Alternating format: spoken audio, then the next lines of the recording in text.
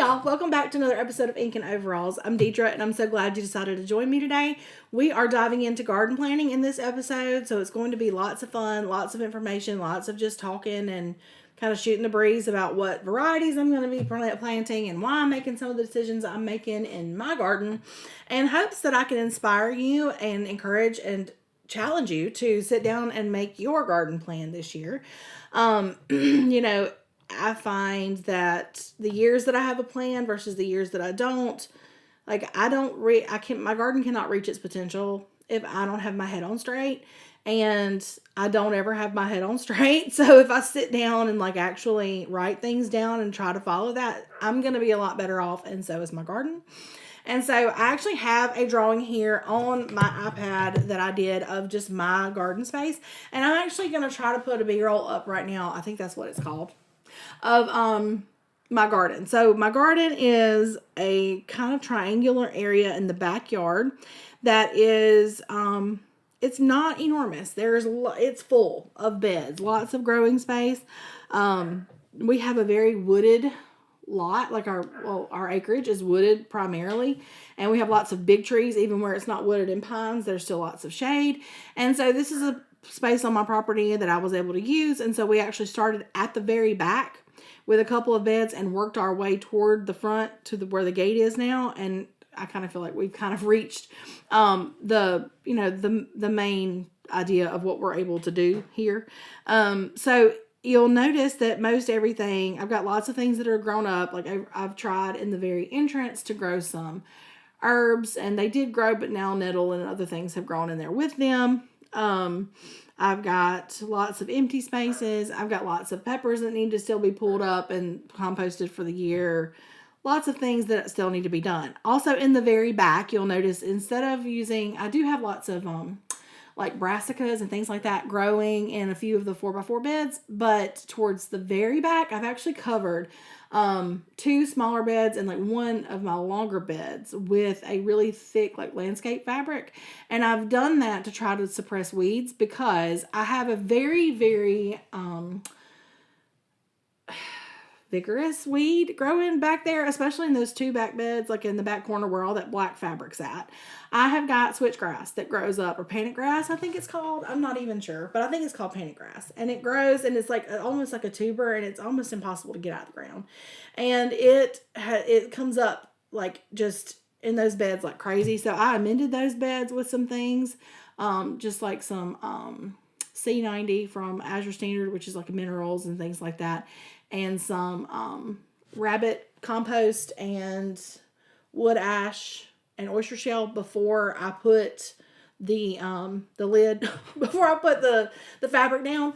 So my hope is that that'll suppress the weeds some, so that when I get back in there to do some spring planting, that it's not as challenging. I'm not pulling up just handful after handful after handful of this grass that goes so deep and is just so hard to manage. So that's why that stuff's back there. If you saw that, or if you're seeing that now, I'm not sure when it's going to roll, but anyway.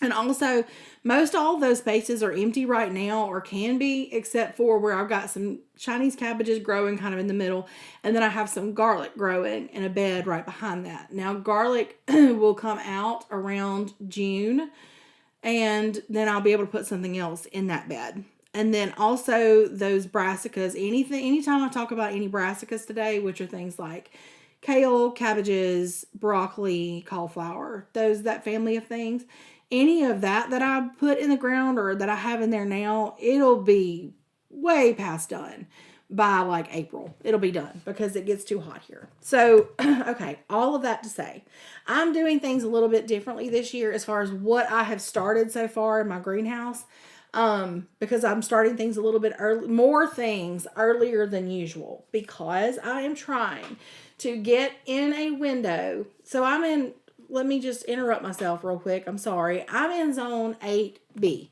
So 8B, 9A-ish with like some of the new stuff. But my estimated last frost date right now is March 13th. We're in January right now when I'm recording this. And so by the time you see this, some of these things I've planted, it's already too late. Like your window may have passed depending on where you are. But I'm just going to let you know what I'm doing because I'm trying to optimize my space. So my whole idea is that I live in a climate that has a very long growing season. I can almost be growing something maybe with a little bit of help from some frost cover year round. I can grow something that I can be going out to the garden and getting, and we can be fresh eating. Okay. And so in order to try to optimize on that, capitalize on it, whatever the word is, I'm trying to follow a little bit more of a schedule with my starts so that I can optimize that space. Now, because we have such hot weather, like hot summers here, and our springs get hot really fast, anything that doesn't like heat is not going to live here very long once our temperatures start heating up. And so I have to plan and put those things in now if I want any chance of getting in that window where I can get a harvest off of them. So now some of these things, if you're a seasoned gardener in a hot climate, you're going to be like, she don't need to be starting that right now, blah, blah, blah. I know. Like, I know that I usually don't even try to do a second round of cabbage that outside of like the fall, but I never get them in the ground in time. I never get my harvest in time. And I'm trying to get better at that. And the only way to get better is to try. And so I have got a tool that I've been using, and this is not affiliate, nothing. I bought this with my own money, obviously, but this is actually a local woman. She's from Mississippi. Her name is Emily. And she is with Cedar Hill Garden Consulting. She actually lives up toward like the Madison area of Mississippi, like, central-ish Mississippi. And she's a garden consultant. She builds beautiful gardens and helps people learn to garden all over the place, and actually has been on like Hometown and things like that. So she makes this every year. She makes these planting calendars. And so I actually bought myself one, and I bought my best friend one because I was like, if I have something, like, she's done all the work here. This is for Zone 8, by the way. The printed one is for Zone 8, but now she does have one for Zone 9 and Zone 7 that are printables. So she's branched out into other zones. So don't think just because you're not Zone 8 that you can't benefit from this. But y'all, it's just a calendar. It's beautiful. So it hangs on my wall in my kitchen, but it's got all these little codes down here that they kind of decode. They've kind of figured out the algorithm for planting, and so that you don't have to, okay, as far as when to start things. So she has like this little guide down here that tells you what you're looking at. And then so if you see these little dashes beside something, that's telling you that you can start those seeds indoors during that window of time. Okay, so I'm following this year in hopes that I can get more harvest from my garden, because like I said, the things that tend to slip up on me the most are the cooler weather crops, because it does get so hot here and our window is so narrow. Okay. But I'm trying to get in it this year. Okay. So I'm going to throw that out there. So that's one tool. And then let me just go ahead and mention this other one, because you're going to see me using it. It's the old fashioned on purpose planner. Jill Winger with Prairie Homestead. She sells these, like she designed it and everything. And it's a ledger. It holds everything. It's got just like a regular planner inside of it. But then it's also got tabs for like kitchen, garden, farm. So I can write down my dates when when I had goats who were, exposed to bucks, and I have like chicks hatching and all those things I can keep up with in here. But what I'm using it for the most right now is to write down my seed lists. Okay. And so, I'm going to go through kind of what I've started so far with you guys, because I have started several things, that they haven't sprouted yet, but I've got several things started, in my greenhouse. They've got they do have I'm having to use a heater in there to keep it appropriately warm, but it's fine. And so I've got them in there. I did 4 trays of those. So I'm going to tell you what I've got going already, what I'm about to get going. And then I'll probably take a break and then do the next video of the hotter climate stuff of like my tomatoes, my peppers, and all those things that I'm going to do. Okay. So first of all, I'm going to kind of renew here and say, when looking at the blank slate of my garden, the first things I'll be putting in 2025 will be things that like cooler temperatures. Okay. Like I said, I'm trying to, as millennial gardener, I don't know, on YouTube said, like, we're threading the needle here through a very narrow opportunity of, that we have in the South to really get those cooler weather crops in. So, I'm doing a lot of brassicas. I'm doing some lettuces, but most of the brassicas, so my cabbages, my broccoli, my things like that, they will go in early and they will come out early, because they're going to bolt and be done once the days are consistently above like 70, 75. for like a long time and the nights don't cool off, they're going to bolt. And so I've got 2 long beds that I'm going to put those in, okay? That I will eventually move peppers into those spaces once those are done. Because that's something that I do struggle with, is like what to move into a place after something else is gone. And I'm far from perfect on that, but I will say this, that like I prefer to keep my peppers in my greenhouse a little bit longer than some people, because I prefer to not put my peppers out until the nights are consistently above like 65 degrees. And so that does take a little bit longer. So a lot of times my tomatoes are in, but my peppers will hang out in my greenhouse a little longer because I just don't want to risk stunting them, because I have before. And I've learned, my experience with peppers here is that I don't get my big pepper harvests until it's really hot outside anyway. And so I have time for these brassicas to do their thing. Hopefully they do their thing, or bolt and be done. I'll pull them out and feed them to animals or whatever, or we'll eat them. And then I'll have that space for peppers. And so keep in mind that, like, when I say all this, I'm not neglecting the fact that those are going to come out and I'm going to have those blank spots. Okay. So what am I starting? What have I started now? That will be going into the garden in the next few weeks. We'll talk about it. So let's look through here. I got my seeds. I'm going to kind of slide this over a little bit. I don't need it right now. Okay. Now. All right. So this box are things I've already started. This box is things that need to be started like yesterday. And then I have another box that we'll share in the next video. Okay. So first of all, I'm not even going to get all this out at once. Okay, so we're just going to start with this little packet here of whatever I've got in here. So I started, okay, so these are going to be my things like cabbages and broccolis, okay? So I love growing Chinese cabbage. If I can't grow anything else, I can always grow a Chinese cabbage, it seems. And I've used them in the past. I've used it just like cabbage. I've like kind of put it in a skillet with like some bacon and onions and cooked it that way. I've heard it's really good in stir fries, things like that. But I have some of these already growing out there that'll probably, I'll fertilize them and they'll boost their production and look really good once the days start warming up. They'll get the rest of their growth on them because they went in a little late. And when something that you plant like in the fall, even if it's a cool weather crop and it's frost hardy, so meaning frost doesn't kill it, cold weather will slow it down. And so you'll notice like a boost in growth once the days finally start warming up a little bit more.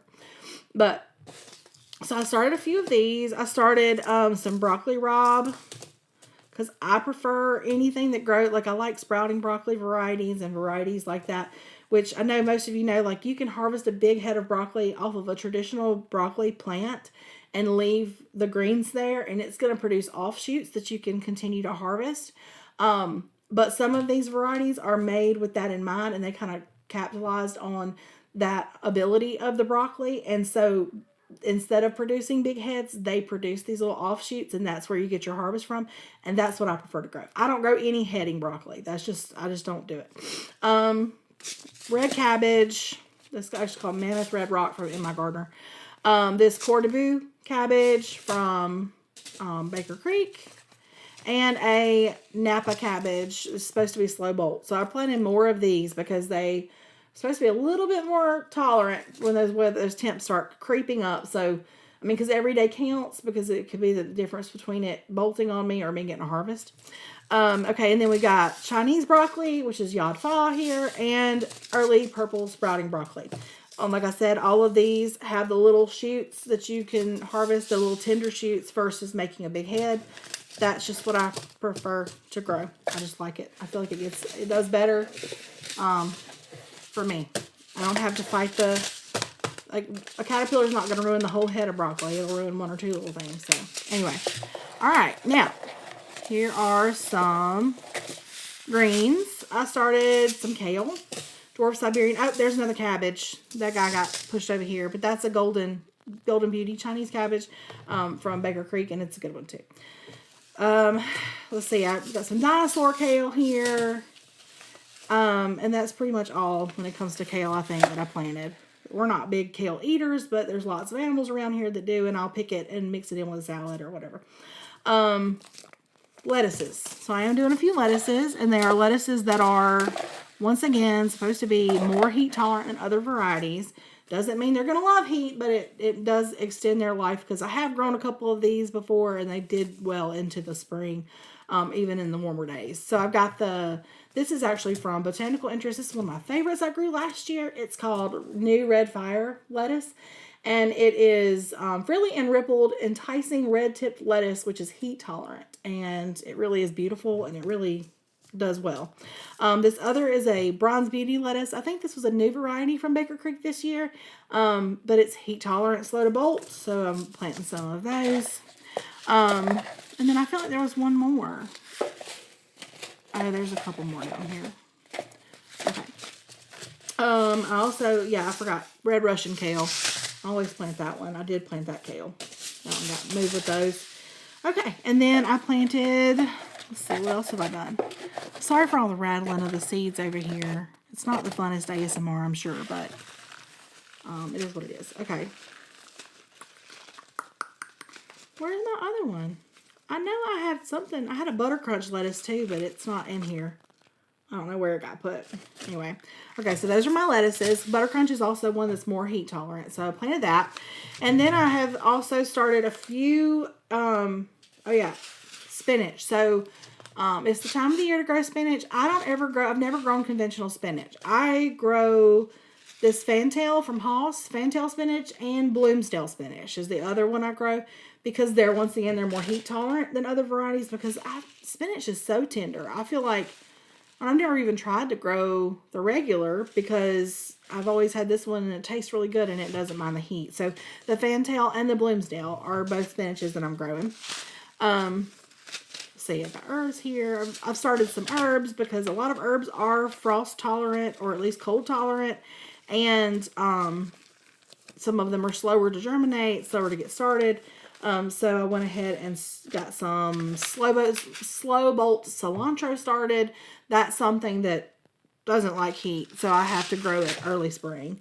Some parsley. I got the curl parsley and giant parsley.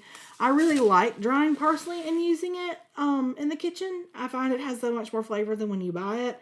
I never thought parsley did much for dishes until I started growing it myself, and I was like, oh, this does have a really good flavor. And then broadleaf sage is another one that I've gone ahead and started. And then I've also started all of my calendula, because I grow a lot of calendula. Is a wonderful, not only is it beautiful, you can put it in flower arrangements and things like that. It looks like this. A lot of times it's yellow. But it's also a wonderful, you use the flower heads for medicines like skin salve and things like that. And so I use it a lot in my business stuff, and like making skin salve even for my family. So I grow a lot of that, and it doesn't like heat, and it's frost tolerant. So I'm growing a bunch of those. I've got some of that growing out in the garden right now, actually. I forgot to point out that. So I put my calendula in there, and then I also went ahead and started nasturtiums, because I love the way they look, and they're so pretty, but they don't do well in heat either. So I'm trying to get them kind of going before it gets too hot to enjoy them. All right, so then I just started there's my Bloomsdale spinach. It's the void variety. It's really pretty. It's got more like crinkly leaves.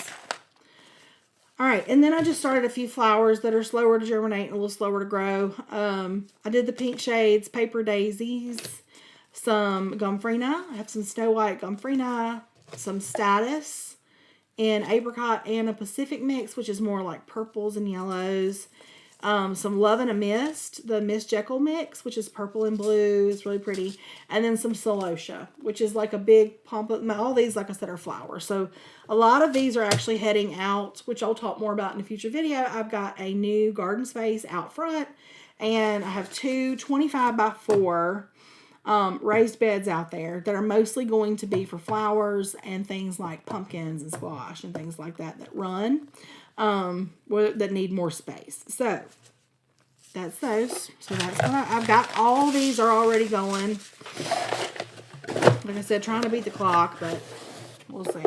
Okay, now these I have to start like I said, I should have started like yesterday. So, but they'll be fine. So I'm going to start soon. I've got some dill.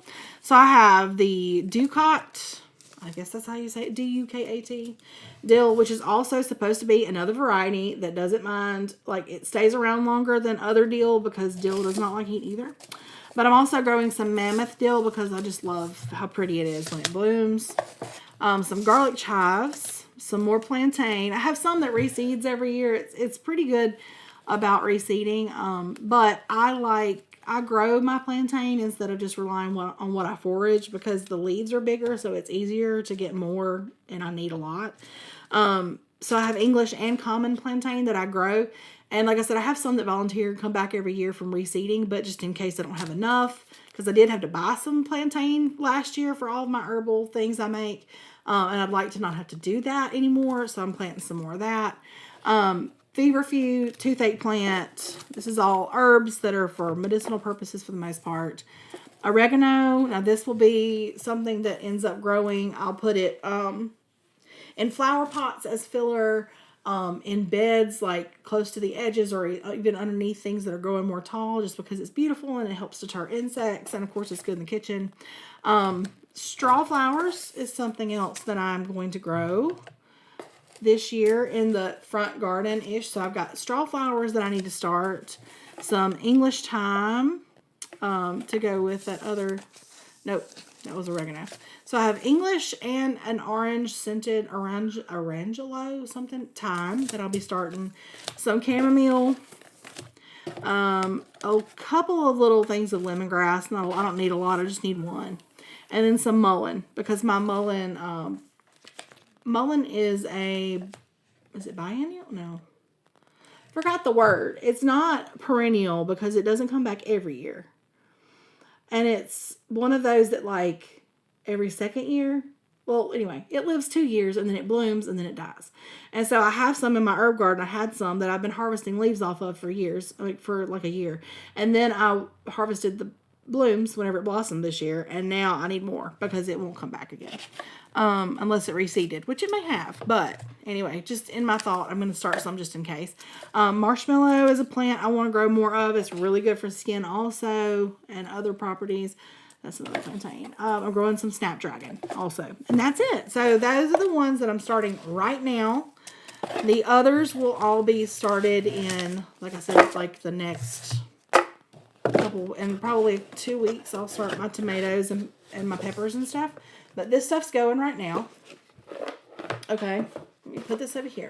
All right, so let me talk real quick about the direct sow things. So those are all things I've started in trays. The things I just talked about have been started in seed cells, in trays. They're in my greenhouse. Now, these are things I will put directly into the ground, like today. Okay. So I've got some carrots here, and I actually don't, if I have shared if I've shared any like screen grabs or anything of my garden layout, I don't have my spot for carrots like labeled, but I'm going to put them over beside the garlic, okay, in that area, general area. So I've got this Shin Carota carrot. I've got these were a free seed. I'm just going to try. There's just a few in here, I think. Uzbek Golden. I don't know. It was free. And then I got these little finger carrots. So the Shin Carota I've grown before. This is from Botanical Interest, and I really like this variety. So I'm growing those two for sure. And then whatever's in that other packet, I'll throw in there. Okay, then we got radishes. So radishes grow very readily and good in the cooler weather. They don't mind it. And they have a really quick turnaround. Turnaround's a little bit slower depending on how cold the weather is, you know. But around here, they'll be okay for the most part. Now, I'm going to put these in. If any of these are like super tiny and we get like a super hard freeze, I will probably put some frost cloth over them because I don't want to kill like any like brand new little babies that are too tender to be out and all this. But for the most part, around here, I'm good to sow all this stuff right now. Okay, so I've got radishes. I've got watermelon radish and French breakfast radish. So I've got those two I'm going to be growing. I've got some rutabagas I'm going to put in the ground. I'm going to do some, mostly I think these yellow rutabagas because I've heard really good things about the flavor of those. So the yellow rutabagas. I also have a purple top rutabaga and a Laurentian rutabaga that I'll probably mix and match and just put a couple of those out there too and see what we like best. Okay. And then the other thing I will be sowing right now is peas, like sugar, like snap peas. Not really snap peas. I guess these are just sweet peas. Anyway, they're like this. Some of them have really cute blossoms on them, and these grow like really delicate tendrils that are edible. But these are actually going to grow like the, like the actual pods. They're all going to grow pods, but this one's supposed to be more prolific, and it's the sugar bond peas. But I also have the sugar magnolia tendril and the magnolia blossom tendril. And those are all going in, like I said, probably today in a minute when I get outside. And then in early to mid-February, really you could start them like here where I'm at early February. It will be time for our onion sets and our potatoes. And so I actually have some leeks, some red Creole onions, and a short day sampler pack of onions from the Dixondale Farms in Texas that just came in today. They're actually all laid out on my counter because some of them were the humidity had kind of gotten to them and they were kind of moist. So I laid everything out to kind of finish drying. But I've got those already. So those will be going in. And I've also got I've got like seed potatoes bought. So those will be going in. And I've also got, what else was it? Onions, potatoes. And I've also bought some asparagus crowns that will be going in a few weeks as well. They'll go in, I think, late February. So they'll be going in. Asparagus crowns, they take a really long time to grow. Like asparagus, I won't harvest it for a couple of years, but the time's going to pass anyway. I might as well plant some asparagus and have some in a couple of years. So I have a bed. Actually, the bed it's going in is a bed that's beside my greenhouse. That's going to be my asparagus bed. So I've got asparagus going in, I've got onions going in, I've got potatoes going in. And that, I think, for the most part, right now, is what's going on around here in my garden. I have a list of my tomatoes and my peppers and squashes and things like that. I will share that in the next video, which will be coming up in just a minute. But for now, yes. And you will also see, so just as with the garlic, things like the potatoes, the onions, and the leeks will be coming out. The onions will take a little bit longer, but the potatoes will come out probably around June, which maybe the onions will too. I've never really successfully grown a whole bunch of onions, so I don't really know exactly when I'll be harvesting them. But the idea, though, is they will come out and it will be hot outside. And when that happens, I will put in beans, most likely. Or like pink eye purple whole peas. Something like that's heat-loving. Okra. All those things, they love the heat. They can go in anytime between now and like late July, early August. So, all right, guys. So that's about all I've got to cover with you for now. I'm going to take a break and I'm going to come back and I'm going to record next week's episode. So I am so grateful that you hung out with me today. Thank you so much. I hope you'll like, share, subscribe, all the things, because I'm here every Wednesday. Oh, not Wednesday anymore. Monday. Whew, they changed on me and I'm still getting used to saying it. On Mondays at 7 Central Time on Wally Media Group on YouTube. And then you can find me on social media platforms. I'm Streamwater Farm across the board, TikTok, Facebook, Instagram, and www.inkandoveralls.com is where you can find audio podcasts of the episodes and links to our newsletter sign-up page, as well as a little more about my family and a link to shop for things like if you wanted any Streamwater merchandise or Ink and Overalls merchandise, or the things I make around here, like soaps and salves and those kinds of things. So anyway, all of that. I hope that you will have a wonderful week until I see you again. I hope you find the beauty wherever you are. Get out those seed catalogs, get out those lists, and start planting your garden. It doesn't have to be perfect. It doesn't even have to be big.